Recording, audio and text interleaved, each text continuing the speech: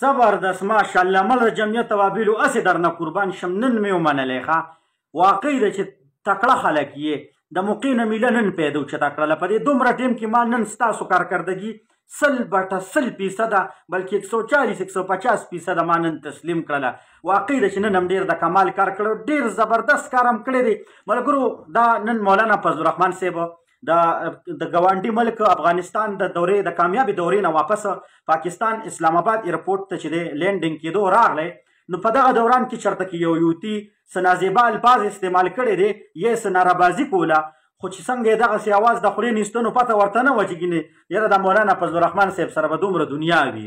پوه شولې دوی خو وایي که جوړبس تش دغه یو مولا دی پته ورته دا نشته دی چې ده سره ګورې لوی لشکر دی دا یو مولا نه دی دا یو برینډ دی دا یو پاور دی نو چې څنګه یې پسې چغه والې ده نو صاحبه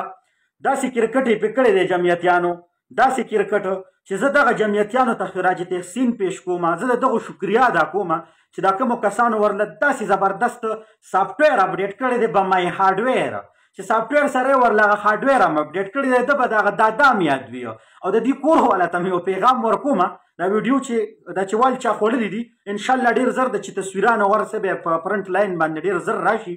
پوه شولې خو فلحال لا توده کیو نو ما وی راشه زه پس یو ویډیو جوړه کړه چې مولانا فضل الرحمن صاحب د ګاونډي هیواد افغانستان کامیابې دورې نه په واپسۍ باندې په ایرپورټ کې یو یوتیا د عمران خان یو پیروکار چې کوم دی هغه دغسې قسم ته حرکت کړی دی او جمعیتیانو ورله چې دی ډېر ښکلی سافټویر اپډیټ کړی دی ډېر په ښه طریقې سره یې ورله هغه هارډویر هم اپډیټ کړی دی ایله دی د سړي زوی جوړ کړی دی ولې چې دا خو سړي زامن نه دي په دې طریقه باندې به دا د سړي زامن کېږي لکه دا چې څنګه نن ورله په اسلام آباد ایرپورټ کې دغسې کار کړی دی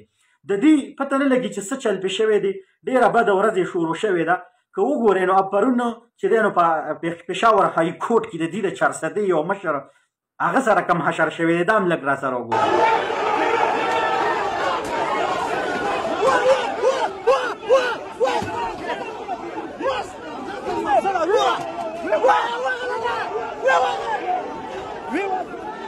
ملګرو د دې اخیري لتې پکې مکمل مذمت کوو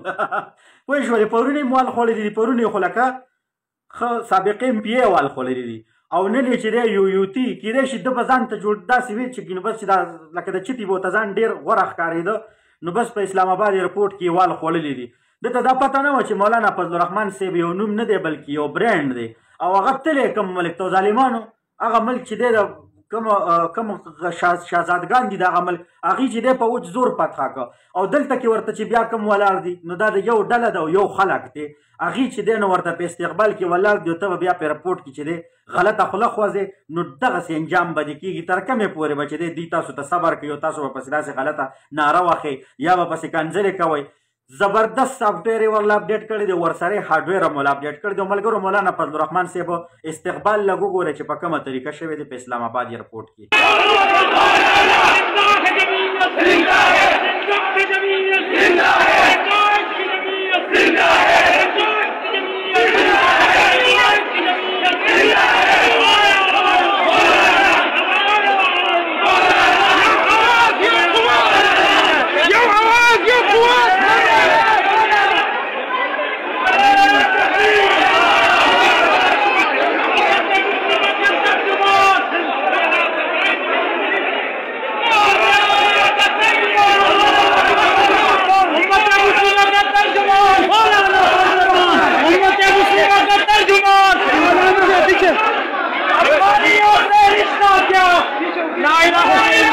ملګرو ویډیو در سره چې دی